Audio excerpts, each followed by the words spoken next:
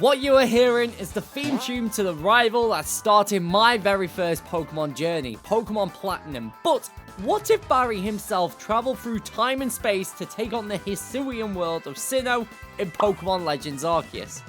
With one goal in mind, to catch every single Pokemon he used in the game and become the very best, is it possible to beat this challenge? Lastly, 94% of you guys are still not subscribed. We're aiming for 20k this year, and if you want to join in the fun, then hit the subscribe button, ding on the notification bell, and with that said, let's get gaming. Who did this? You!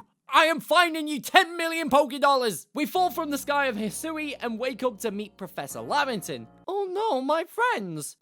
I could get them back. With our skills, we managed to catch the 3 Pokemon I have never seen before: Rowlet, Cyndaquil, and Oshawott. We get invited into the village, however, I'm feeling the really negative vibe. You're too suspicious! Get lost! Oh, real shame on you for bullying a kid. Not all people are horrible, however, like Akari and the Professor. However, my new boss seems awfully familiar and harsh. I don't think finding her is going to cut my survival. I couldn't sleep due to storms happening in the forest, which puts me even more on edge for the trial. This isn't like getting a starter and going on a quest for all badges. Lamington gives us a starter, however, these are nothing that Barry has used. Regardless, we take our water otter to support Team Galactic. I'm Volo, let me help you in your merchant needs. Jeez, I've not even been paid. We managed to beat Volo with ease, and well, that's the last time you'll see Oshawott.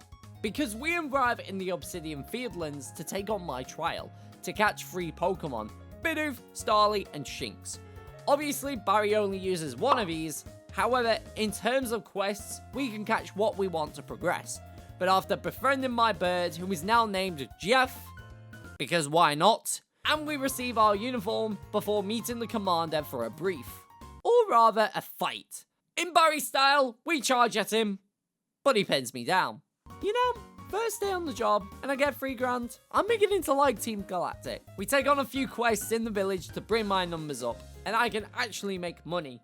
Me and my trusty Jeff were ready to rock and roll. To progress through the challenge, I need to research as much as possible.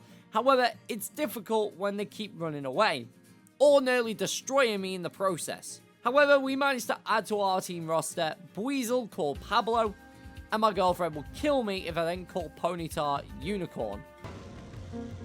Or maybe not. That thing is going to kill me. With a male called Pegasus Court, I carry on with more research. That's a shiny chime!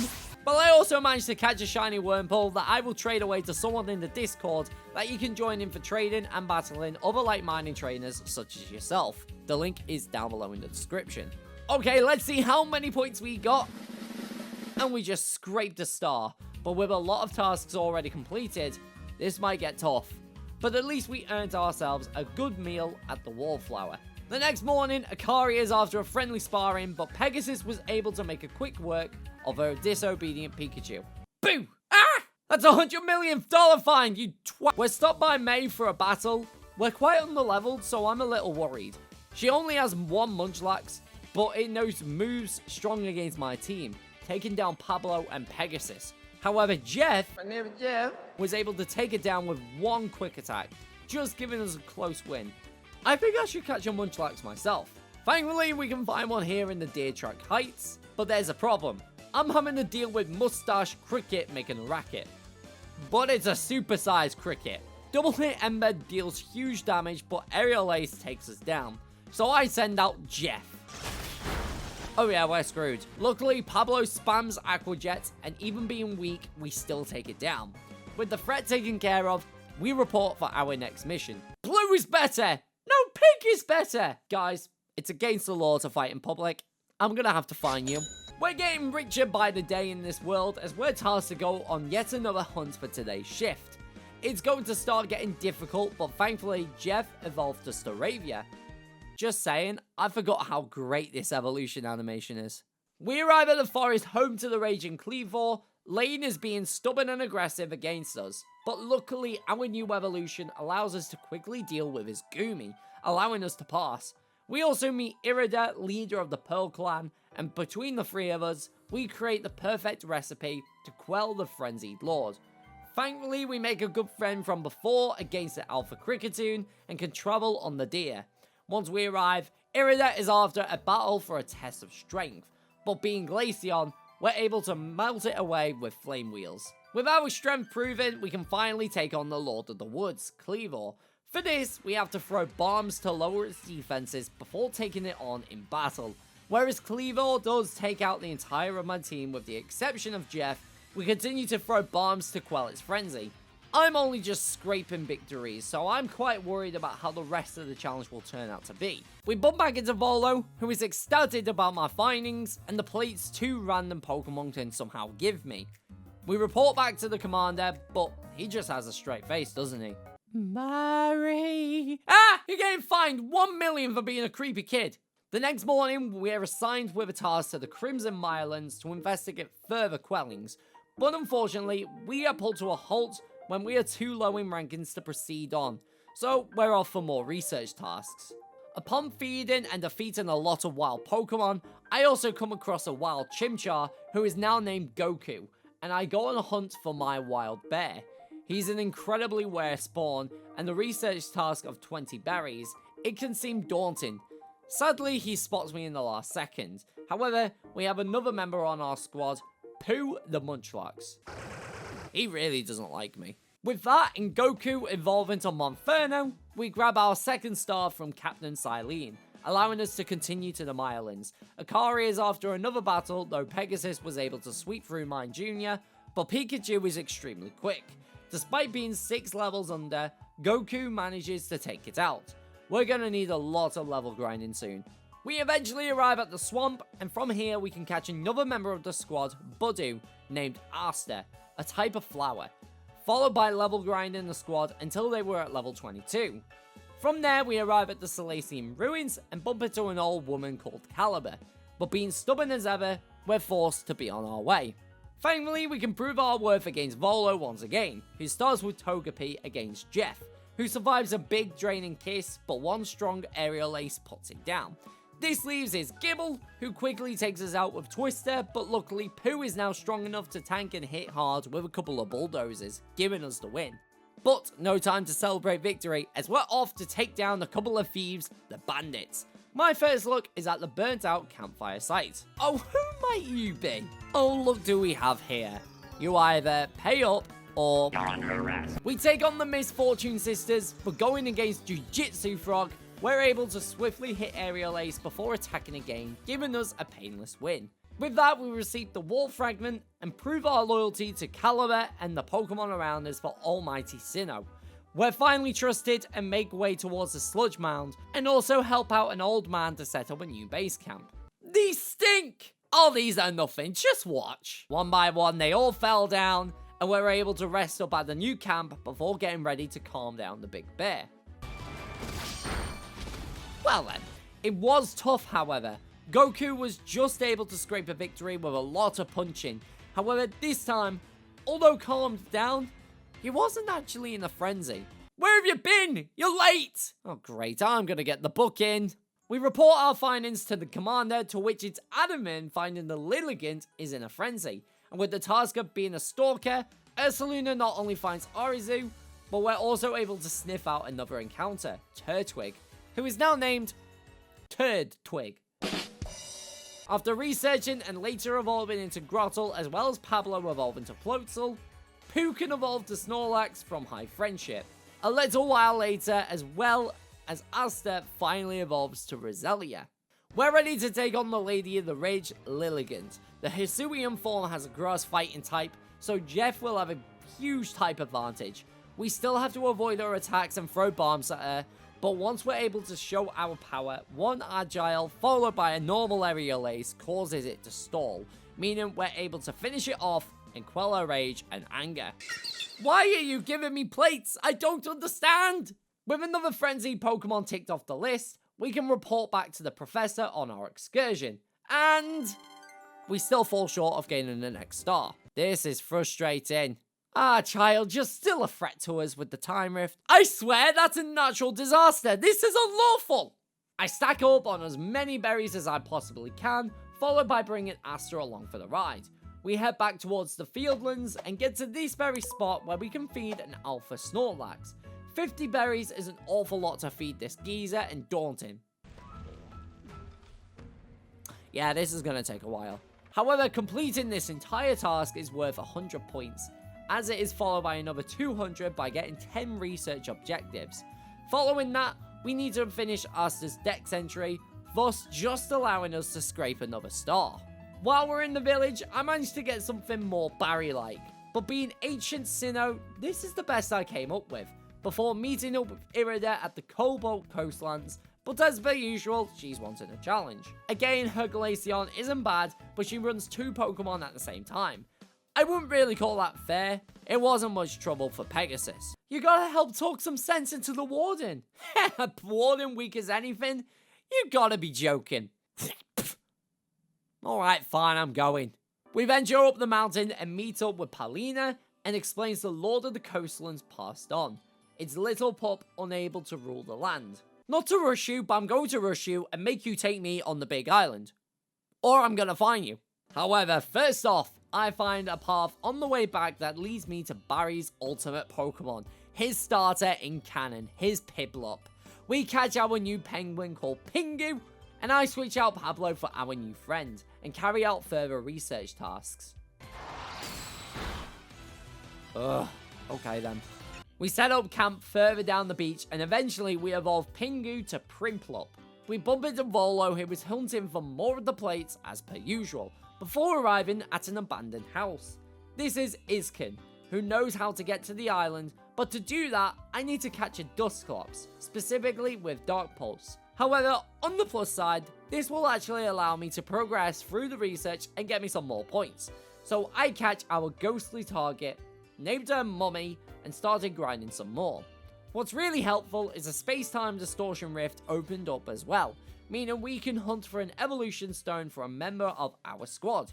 But knowing my luck, I didn't get one. It's typical, I can get loads of shinies, but I can't get a single stone. We returned to Iskin's house, and with the help of Mummy, we were able to make Basculegion's favourite food, and befriend the big fish.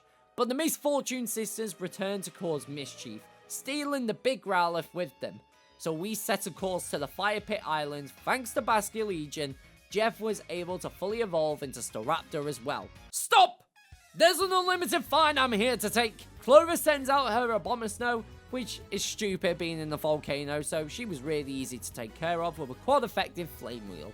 But next was Coin and her Toxicroak, who was able to take care of Pegasus. However, Jeff comes into the field and knocks it out with Air Slash. This leaves Charm and her team. She starts with Rhydon, and close combat does major damage, but so does his Rock Slide, and this was too much. I then send out Pingu, who we finish off her Rhydon, leaving only Gengar. It's extremely speedy and hits hard, so we recover with Roost, and... oh, you're joking me. With Pingu going down to Hex, I send out Pooh to hit one strong Bulldoze, which thankfully takes it down and wins us the match. In the stroke of luck, Growlithe comes to our aid, and with the late Lord looking down upon his pup, it finds its courage and evolves to Arcanine. But things take a turn when he gets into a frenzy. We can't be making a living without our lives. Oh, I'm gonna get you one day. The team get creating bombs for Arcanine, and once again we grab the courage to battle. This fight, in my opinion, is probably the most difficult one in the whole game, simply due to the lack of space. However, a Fire Rock typing makes my Pingu shine when we can lower its defenses, although one strong Water Pulse leaves it onto the brink of death. We fall, but Pegasus is able to quickly knock it down, meaning we can spam bombs. I got into a super tight spot, but we still managed to pull through and quell its anger. That was super close with the battle, but not so much with the reporting. Oh god, we're really struggling. Hey, Bossman Kamado! Seriously? You need 4 stars. Yeah. Guys, I'm not making you watch that. Eventually. Our 3 starters, based on what the player gets in the Gen 4 games, all evolve, and we managed to get a shiny stone, meaning Alster can fully evolve into Roserade. We finally get our 4th star after a very long 6 hours of grinding. We're good to move on into the Coronet Highlands. We meet with Ingo, who is supposed to be our tour guide, though we get lost along the way. Eventually, we catch up to Melly, who is selfishly pushing us for a battle. However, Pooh is able to best a simple 1v1, 2 bulldozers taking him out. Listen here, kids, you will never become victorious. Oh yeah? Well, there's a $10 million fine for you as well. We continue through the path and into the ancient quarry to reach and set up our next checkpoint and catch our final encounter for the run, Heracross. She's simply called Rhino as it's based off a rhino beetle. We catch up to Ingo, who takes us on in battle to restore his memories. He starts with Machoke against my Jeff. One strong air slash gives us a swift lead. Next was Tangler, and even though it paralyzes us, followed by hitting hard with ancient power, oh, I see how it is. We go down, but our newest squad member is up next, and another strong aerial ace hits hard. We take the ancient power and finish it off with a double edge. But his ace Gliscor is up, and takes us down to a quad effective aerial ace. This is perfect, however, because Pegasus can come out and burn with Flame Wheel, reducing its attack. So even when we fall, Pingu gets the easy victory. We meet Sneasler, who just looks like a taller and more blue version of Weavile. And with Pegasus finally evolving to Rapidash, we climb the cliffs up to the Moonview Arena to take on Melee once again. This time, however, it's a 3 versus 1. Pooh falls short in getting it out, but on the next turn, we're able to take down the skunk. We do fall, but Rhino was able to finish his squad with little issue. I still can't help you, I don't even know the geezer. I swear, I want to smack you round with loads of tickets so I can get rich and be the very best. Oh, don't worry, I wasn't even going to tell him how to make him. Adamant, you twat him! Regardless, we push on, to attempt to calm the frenzied electric ball. This battle is pretty straightforward, I'm in the dodge a lot just to be able to tire him out. From there, Pegasus is up to set with a double hit, followed by super strong Fire Blast, and then rinse and repeat. It does take quite a bit of time, but it wasn't long until we were able to quell his anger, giving us yet another type plate. Wait, how can you even give me that? You don't even have arms! This was by far the shortest mission out of the lot, though once again, we're expected to do big research grinding just to get to the next area. Ugh, this is gonna take a while. Get rid of this worm! Sheesh, what are you, the queen or something? We managed to progress after completing side quests for the village and get granted access to venture into the Icelands, but our rival wants another beating. And that's exactly what I did. Easy as 1, 2, 3. Pikachu is going to kill me. We proceed to the cold climate and head over with both clan leaders to the warden Garrick. He pushes us for battle, and even though Pegasus does major damage against his Glalie, we fall short and a strong style crunch is too much for our horse to handle. Luckily, Pooh can take a hit before hitting both of his Pokemon with Iron Head. We're trusted with the quest to get Eternal Ice, and also play hide and seek with a 5-year-old. What, you fly that? I want to fly too! Tag, you're it. Okay, you can have my help, but you got to tag me again. That's against the rules. There's a fine for you as well. We catch up to her, climbing up mountains, and eventually getting frostbite on my feet. Eventually arriving at the Snow Point Temple, I'm expected to prove my worth inside the building, not only surviving against challenging Pokemon, but to also complete puzzles based on elemental patterns. Now you're quite familiar, aren't you? Without too much issue, we cleared the path to the temple's top floor, as well as the level 70 Glade. Though, the child isn't done yet, as we have to challenge her to a battle now, and a 3v1 isn't going to be easy. Pingu takes out her biggest threat, which is her high-leveled Rhyperior. With the two teaming up against me, we just barely survive on 2 HP and take down Magmortar. Electivire does finish us off. It's even more annoying that we are fully paralyzed for 5 whole turns, but we managed to take it out. This only leaves her one and only Braviary, so I send out Pingu and slowly but surely take it out. With this, we can fly and grab some Eternal Ice. I'm king of the world! I decided to go level grinding to the level cap before taking on the big Ice Lord, Avalugg. There isn't much room to maneuver and he's huge, so it can be challenging, but the Hisuian form is quad weak to steel, so this is a perfect opportunity for Pingu to really shine. After all, he is a penguin emperor. I did almost lose my life, however, thanks to easy flash cannons, that's another Lord calm and free from suffering. You know, you are hot when in cold action. I hope you know there's a multi-million-dollar fine if you chat up someone underage. We return back to the office where the commander is waiting for me, still moody as ever. Oh wait, there's that smile. What's not to love? getting paid well, getting fed well. Life is good. Or not. The next morning was a disaster looming across the field, and to make things worse, not only I got fined for everything that occurred, but I also got banished from the village. What kind of guy gets the sack for doing this job?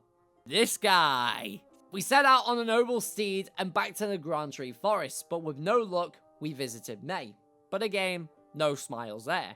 However, Volo manages to find me and gives us a helping hand. He guides us to the retreat to meet an old lady. Cogita explains the legacy of the almighty Sinnoh, as well as how to bind the world together. But we also get to grab a hand from either leader.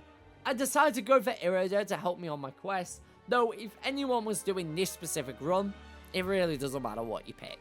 With that in mind, I head back to the fieldlands and towards the lake. Surprisingly, our phone breaks through the rocks, and upon entering is an Alpha Gudra waiting to be taken out.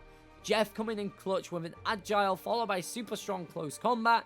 This reveals a mysterious Pokemon who offers the trial of emotions and hands over the plume. You'll swallow flies if you keep your mouth open like that. With one down, we have 2 more lakes to go with further trials upon them, and after beating Overquill as well as Hisui and Sororock, we're eventually set towards the Shrouded Ruins and uncover the secrets of the Red Chain, thanks to the Lake Guardians.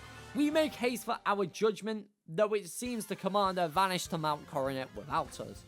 With our rank reinstated, we race up the highlands and to the summit. However, not everyone still agrees with my return, and I warrant for my death. Benny is after my head. He starts with Miss Magius and instantly makes Pooh drowsy. However, one big crunch knocks the ghost out. Next was Sneasler and hits hard with close combat, returning to sender. Jeff is out next, and with its defense lowered, we hit one huge Brave Bird. Out comes Gardevoir, and we just barely survive, so one more Brave Bird finishes off the fairy. This leaves only Gallade against Rhino. One strong aerial ace was enough to put a stop to the ninja. Once we put some sense into him, we're left with the commander as the cold breeze fills the silence. You're a fool! Stupid girl, do you not know the power of Team Galactic? Oh, so we're working for the bad guys. Of course we were. Wait, this means I can get rich. Pingu first goes up against Braviary, 2 icy winds taking it down. We tank a high horsepower and retaliate with Hydro Pump. Being the quicker Pokemon, we switch to Jeff, who can finish it off with close combat. However, his Golem manages to avenge the death, so Pingu is back out, and we missed the Hydro Pump! Luckily, the second one connects, leaving only his Clefable. Being weak against steel types, one huge Flash Cannon puts him in checkmate. Oh, it feels good to be the king! Upon entering the temple, Irida feels the almighty Sinnoh speaking to her, telling us to catch it. Sadly, the red chain breaks, so it's back to basic Pokemon battles. We hit hard with Dazzling Gleam, though its Sparshal Wrens hit harder and take down Alster. Pooh is able to withstand 2 Aqua Tails, and Giga Impact? You've got to be joking. With this, I send out Jeff, Brave Bird defeating the dragon. What do you mean I have to catch it? We leave it hanging on the brink of fainting, and after a couple of balls, we manage to catch him. We must vacate. No, forget it, book it! Without a plan. Well, not going to plan. After the red chain breaking apart, we need to come to a consensus.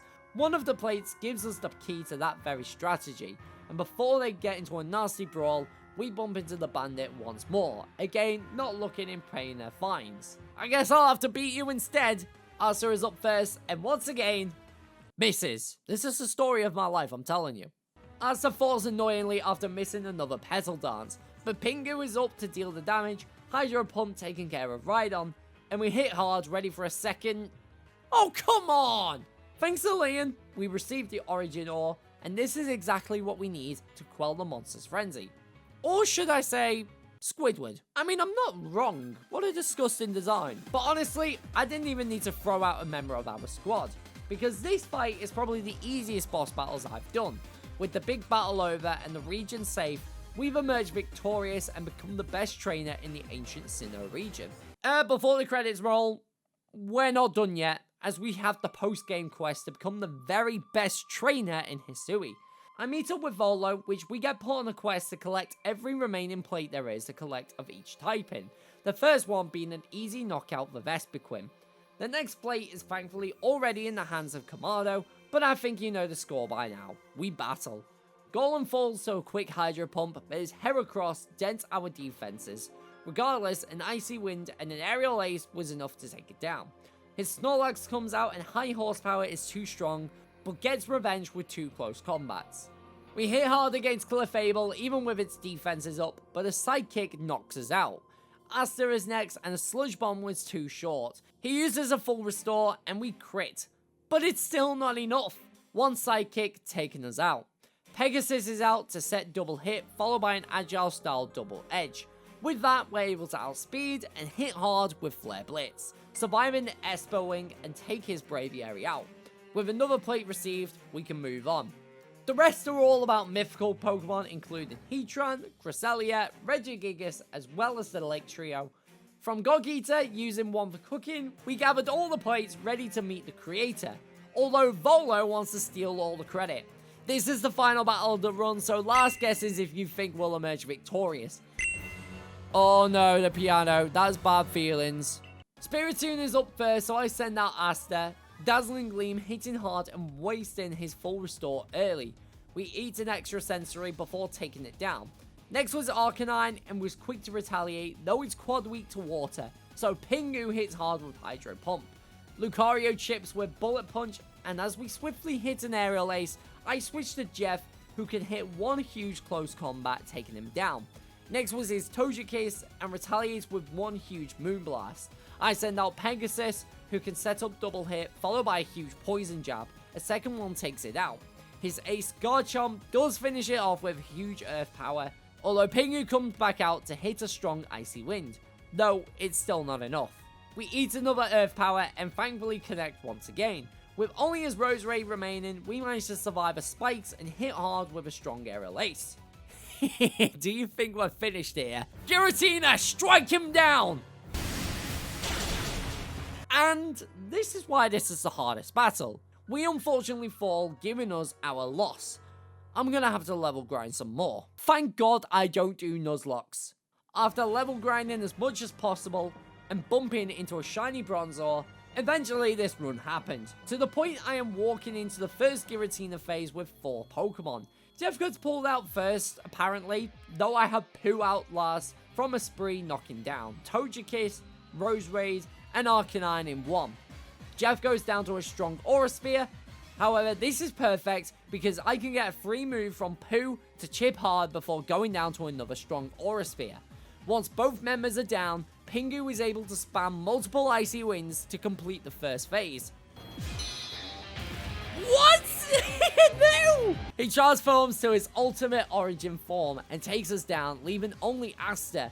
Thankfully, we just survive a big, strong Shadow Force, and we luckily fight through his obstruction, meaning we just managed to take down Giratina once and for all.